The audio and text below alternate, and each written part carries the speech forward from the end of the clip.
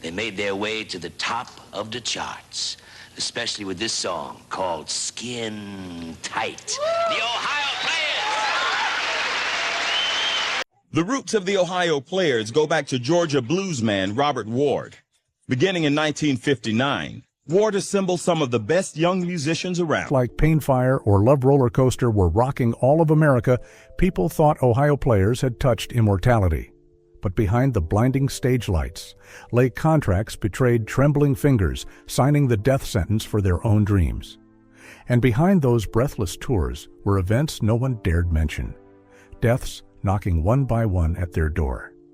Have you ever wondered whether the scream echoing through Love Roller Coaster was really an accident or an unsolved curse? Ohio Players didn't just reach the summit, they drove themselves headlong into the abyss with their own hands. From the silent bargaining with the IRS to blank checks that spelled tragedy. Everything turned their journey into a nightmare no one had the courage to reveal. And today, for the first time, we will step together into that very nightmare. If you have the courage to hear the buried truths of half a century, don't take your eyes off this video.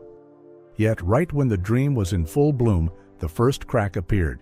On the night of February 19, 1964, under the dim lights of the Jolly Roger Club in Toledo, Robert Ward, in a drunken frenzy, suddenly hurled his beloved Gibson to pieces on stage, then stormed off the gig, leaving his stunned bandmates behind.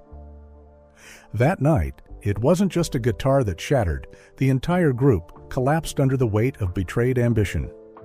The Ohio Untouchables quietly disbanded. Dayton stopped speaking of them as a miracle cut short. But as with every unfinished legend, another spark was lit. On May 9, 1965, at the Funky House Club, during a gloomy audition beneath relentless rain, a young man in scuffed shoes appeared, Leroy Sugarfoot Bonner. His fingers danced across the strings as if igniting the entire room. Sugarfoot's music was more than music. It was Fireblood survival. And so, from the old ashes, the Ohio Untouchables were reborn, carrying a different sound, blending soul blues and a new rhythm called funk. In March 1967, at a small party in Marshall Jones's ramshackle kitchen, a historic decision was made. They were no longer the invisible Untouchables. They would be the Ohio Players, musicians who played with all their passion and with their very souls. And from that moment, a glorious and then tragic journey officially began. When Ohio Players changed their name, they didn't just change their fate. They prepared to shake an entire era. After years of grinding in cramped bars, after countless sleepless nights, searching for a distinct sound, the explosive moment finally arrived. In the early 1970s, America was shrouded in unrest, but amid the chaos, funk emerged like a fever. It was music at once fiery and wild, and Ohio Players stood at its very center. On May 23, 1970, at Westbound Studios in Detroit, under a torrential downpour, young keyboard prodigy Juni Morrison, just 19 years old, was brought into the studio as the band's final play. When the studio doors closed, Juni sat silently at his Fender Rhodes electric piano. In just 2 hours, with trembling hands and tears mixing on the keys, he composed the entire score for the song Pain. It would become the first track to bring Ohio Players out of the shadows. Less than 2 years later, on October 15, 1972, at the Apollo Theater's Funk Festival in New York, Pleasure was unveiled to over 3,000 packed fans. For the first time in funk history, purple and gold neon lights bathed the stage, reflecting off the tight, glossy leather outfits of the band members. When Marshall Jones struck his first bass line and the trumpet cried out, the crowd felt ready to explode. Pleasure wasn't just an album, it was a declaration Ohio Players had seized the throne of funk. Yet, when Love Roller Coaster stormed the charts, a strange shadow began to spread from within the recording itself. Hidden among the driving beats, listeners heard a piercing, chilling scream, as if ripping through the song's saccharine layers. Rumors erupted that model Esther Corday, while shooting the cover for the album, Honey, had been burned by hot. Honey collapsed in the studio, and her anguished scream accidentally bled into the track being recorded next door. A darker version whispered that Esther was murdered on the spot, and that scream was her final cry, forever trapped in the song as a curse. It didn't end there. Some claimed the scream wasn't of this world at all, but the vengeful wail of a spirit who had died nearby. The studio years before inadvertently channeled into the recording. Others insisted it was the cry of someone who actually fell from a roller coaster. After all, Love Roller Coaster was inspired by the ride itself. So what is the real truth? Perhaps only the members of Ohio Players know. But Love Roller Coaster was only part of the seismic shock Ohio Players delivered in those years. Before the fever cooled in November 1974, fire erupted like a tempest, propelling Ohio Players to the top of the Billboard charts. With a blazing siren opening and a scorching groove, the track not only set dance floors alight, but also defined the signature funk sound of a generation. Then came Hoochie Coo in 1976, and Body Vibes kept the fire burning for Ohio Players, igniting night parties from Chicago to Miami, where every funk groove seemed to make the ground tremble beneath the feet of raving youth. The albums Angel and Contradiction followed in 1976 and 1977, not only landing the band in the top 10, but solidifying Dayton, Ohio as the new cradle of American funk culture. From dusty streets to opulent studios, people began to proudly call Dayton the funk capital of the world. And beyond that, from George Clinton's Parliament Funkadelic to a new generation of R&B, the echoes that Ohio Players created seeped into every drumbeat and every guitar riff, like an oil stain that could never be wiped from the history of American music. Yet the summit was never for the faint of heart. As their music exploded across stadiums, the silent pressures rose like undercurrents beneath Ohio Players' feet.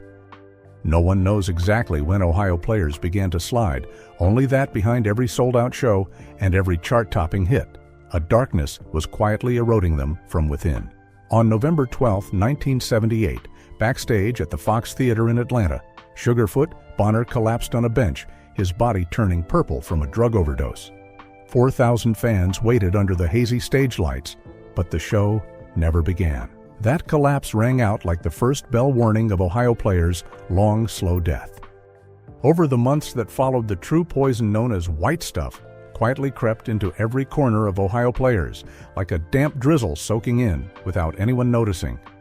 Even while drums, horns, and guitars still rang out in the studios, and the stages blazed bright every night, behind the wings the fine white powder was seeping into the lifeblood of their music, into every creative cell, every lyric, every heartbeat. One March night in 1979, in a musty Detroit studio, everything suddenly fell apart. Police sirens ripped through the darkness, heavy boots thundered against the doors, and flashlight beams pierced the air like jagged lances. The musicians stood frozen, dropping cigarettes, beer cans, and their half-finished dreams. In the panic, Marvin Pierce, the trumpeter who'd once grinned under the spotlight, leaned into Clarence Satch. Satchel's ear and voice trembling, whispered, "Satch, you still got some on you?" Pointing at a faint powder stain on the wooden table, Satch stood, stunned, the flashlight glaring down on him, catching cold beads of sweat rolling down his face. Yet, strangely, that night no one was arrested. Perhaps the police lacked enough evidence, or perhaps there was a silent deal no one dared speak of. But whatever the reason, that raid awakened a nightmare that could never be stopped. Once doubt has taken hold, it never lets go. After that night, Ohio Players were no longer Ohio Players. Rehearsals that had once crackled with energy turned into slogging sessions, fueled by bloodshot eyes and shaking hands. New recordings lost their spark, out-of-sync rhythms, lifeless vocals, guitar solos that once blazed now sounded like stifled sighs in a closed room. Every tour ran late, every show dissolved into a haze of booze and unbelievable excuses. Fans began whispering, promoters quietly warned one another about backstage issues. The record labels that had once fought to sign them now recoiled like strangers. The addiction never publicly acknowledged had eaten away at their trust, their friendships, their pride, and the very light that once made Ohio Players shine like stars. They still performed, still recorded, still released albums, but somewhere in each drumbeat, each sax riff, each howl from Sugarfoot Bonner, you could hear something broken, a soul no longer whole, dissolving in a white storm that no one could save. Yet an even greater poison came in the shape of bills. On June 19, 1979, at the IRS office in Columbus, Ohio, a secret audit laid bare the truth. For years, the band hadn't reported their royalty income, and Mercury Records had never withheld taxes.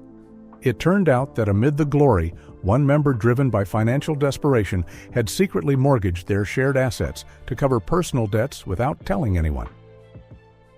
When the demand letters piled up, Marshall Jones faced losing his home, his car, and the very legacy he'd built. Clarence Satchel tried to help by offering to cover the rent, but in the end, he lost everything too. His house, his gleaming Cadillacs, and ultimately his spirit as the band's leader. They say Satch wept like a child in that cold, empty office, his sobs echoing louder than any funk he'd ever played. The final collapse happened on the night of February 2, 1980, at the Groove Shack, a small bar in Dayton, Ohio. In a cramped room thick with stale booze and cigarette smoke, the remaining members of Ohio Players sat around a chipped wooden table, like weary soldiers after too many nameless battles. Marshall Jones, drunk on cheap whiskey, propped his arms on the tabletop, his voice hoarse over the old funk playing in the background. And in a moment of brutal honesty, he uttered what the band had felt for months, but dared not say the plan to remove Clarence Satchel, once the backbone of Ohio Players. Why Satch had become a burden. His outsized presence deepened their financial rifts. Shows were canceled over unreasonable demands. Deals fell apart when Satch refused the label's terms. To Marshall, keeping Satch was like tightening the noose in their looming tax crisis. Some members even whispered that Satch had quietly tried to sell the Ohio Players' name to a small label to save his own assets, a betrayal Marshall could never forgive. When the confession fell, no one spoke. Only the clatter of glassware on the floor. From that moment on, Ohio Players were no longer a band, but derelict ships drifting apart, each member clutching the wreckage of his own downfall. And then the losses began to come one by one, as if fate itself wanted to close the final chapter of an era. On December 30th, 1995, a gray afternoon cast its shadow over Dayton, Ohio. Clarence Satchel sat alone in a small suburban apartment, the old radio still murmuring the funk tunes he once ignited. These days, Satch rarely went out. Gigs were scarce, his phone's silent performance offers vanishing along with the spotlight of his past. As evening approached, the first headache struck after he reached for his third beer. This pain was unlike any hangover he'd known. It tore at the back of his head like a cold blade, sending him crashing to the damp floor. In those final moments, amid fleeting memories, the Superdome stage, the wailing saxophones at the Apollo, the faces of his bandmates, Satch reached feebly for the old telephone, only to send it crashing to the floor before darkness swallowed him. Neighbors found him unconscious, rushed to Good Samaritan Hospital. A cerebral aneurysm claimed him.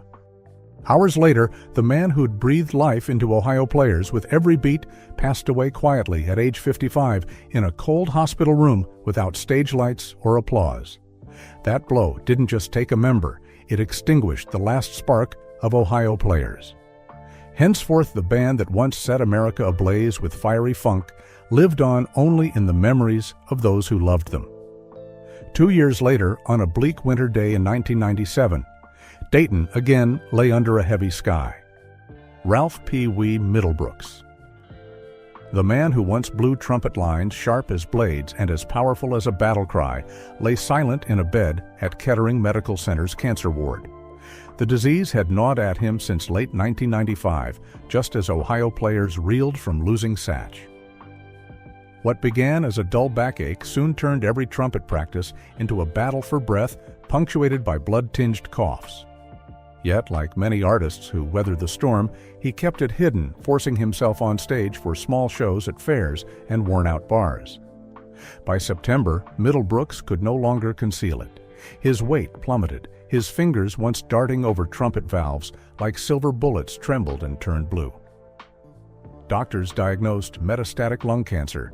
They urged radiation, but he refused quietly, asking only to keep the well-worn trumpet strap from his touring days as he entered his final room. On November 22, 1997, in a biting cold rain, Ralph Pee Wee Middlebrooks breathed his last. No stage, no horn, no lights. Only the heartbeat of funk dreams now silenced alongside him in that lonely chamber. And so, the trumpet that once roared across blazing arenas like Madison Square Garden, guiding audiences through explosive funk, fell forever silent. With Middlebrooks gone, Ohio players lost not just a friend, but their final cutting edge. In 2008, in a dilapidated house in Dry Branch, Georgia, Robert Ward, the man who laid the first brick for the Ohio Untouchables, drew his last breath from untreated diabetes complications.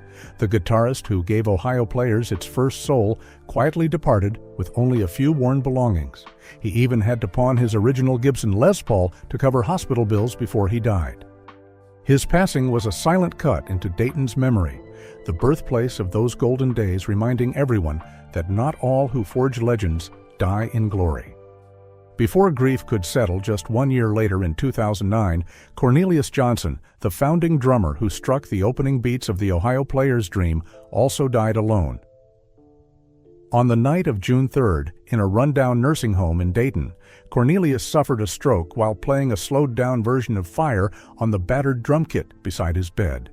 His fingers still tapped the rhythm as if holding on to the band's glory days. But in the end, those final drum beats fell silent, as if a piece of the band's lifeblood drained away with each fading note. Then on January 26, 2013, Leroy Sugarfoot Bonner, the greatest icon, the laughter, the tears, the screams of Ohio players, succumbed to throat cancer after nearly 3 years of quiet struggle.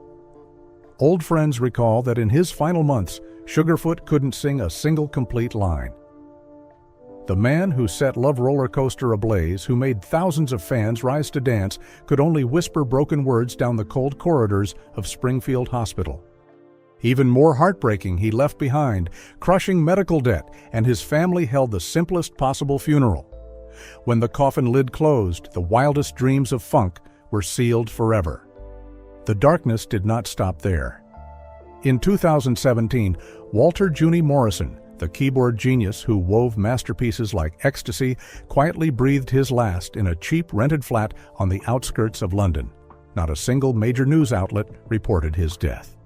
Friends say that in his final years he lived in deep depression, torn between his glorious past and harsh poverty. On some nights, neighbors heard a piano weeping from his small apartment, like a silent lament from a man who once shook the world, now ignored by it. No clear cause of death was ever announced, only a cold verdict. Natural causes, a brilliant talent vanished amid cruel indifference. And then in 2022, the final blow fell Greg Webster. The last drummer of the original lineup took his last breath in a public hospital in Dayton after a prolonged bout of pneumonia. He couldn't afford to treat family members, say that in his final days, Greg had no health insurance and signed forms to cut back on care to save on medical costs. Before he closed his eyes, he made one request to hear "Pain the Track" that had written him and the Ohio Players into history. Nurses recall that when the first bass notes crackled from the old radio, Greg's eyes blurred and his finger tapped a feeble rhythm on the bed rail. Then he slipped away forever. As Greg closed his eyes, so ended the first era, the unyielding, most radiant era of Ohio Players, leaving only a fading echo on scratched vinyl. And so a generation of funk that once set America's musical sky ablaze now lies in silent graves. No billion-dollar estates, no glossy halls of fame, only the music, the rumors, the hazy stories weaving between past and present, like a roller coaster that never stops hurtling into the void. Their music was not just melody, it was a manifesto. Every drum beat, every guitar riff struck at the heart of the world, exposing the thirst for freedom and the fierce will to live. Later, great artists from George Clinton and Parliament Funkadelic to 90s R&B acts carry the imprint of Ohio Players in their rhythms. On their album covers, they shattered every convention. The image of Esther Cordet draped in honey on the cover of Honey. Her proud gaze and body, a challenge to the times, became an irreplaceable cultural icon. Dayton, Ohio, a town once small and overlooked, became known nationwide as the unofficial capital of funk. And amid those achievements, one eerie legend endured through the years: the ghostly scream in Love Roller Coaster. A fleeting sound that ignited the imaginations of millions, turning the song into an urban legend that lives on through time. But time is not only an impartial storyteller, it is also the most ruthless executioner. During the 1980s, as the stage lights receded and recording contracts dried up, Ohio Players began to face a bitter reality.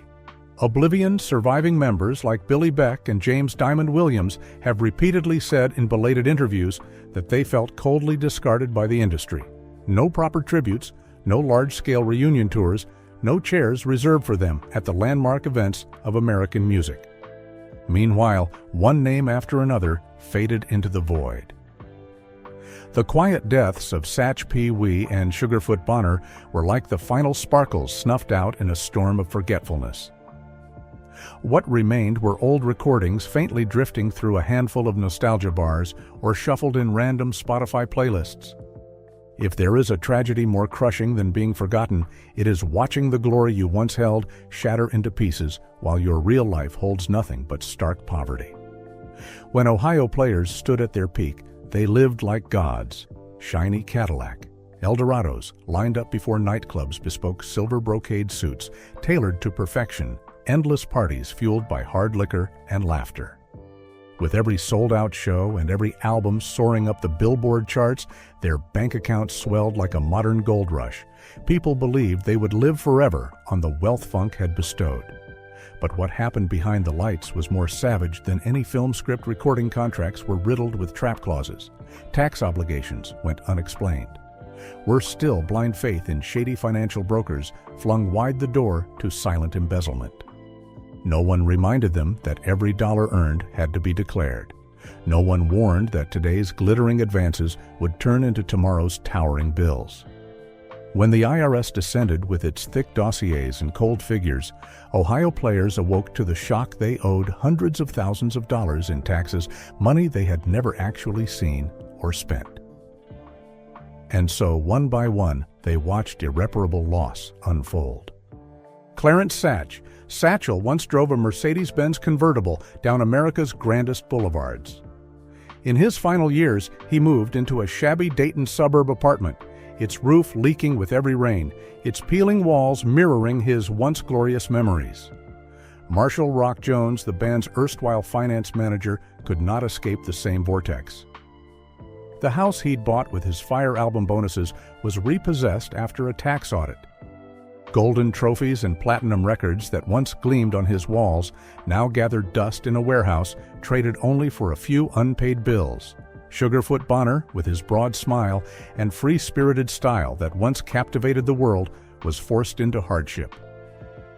After the high life, he retreated from the city, lights holed up in a small Ohio town, with no mansion, no private driver, just an old pickup and a weathered rented shack. Billy Beck, the gifted keyboardist, once said in a rare interview, "We held the world in our hands, and then, hand by hand, that world walked away from us." A brief remark that encapsulated the depth of their tragedy. By the end, many members no longer even owned the publishing rights to the songs they wrote. Fire Pain, Honey Love, Roller Coaster still played in films, commercials, and compilation albums, but the royalties flowed back to record companies or secondary rights buyers, names Ohio Players had never heard. A single song might earn hundreds of thousands a year for the label, while its creators were left only with a faint echo and no value. Because of this, several members took gigs at dingy nightclubs, playing for sparse crowds just to cover electric and water bills. Those drums and horns that once ignited the funk movement became lonely sounds in dim rooms beneath weary neon lights. In their final years, some turned to side jobs, teaching music to children at community centers, working security at small malls, even claiming unemployment benefits. And all of them, once radiant under the stage lights, shared a silent agony. They had given their lives to music, but music abandoned them when they needed it most.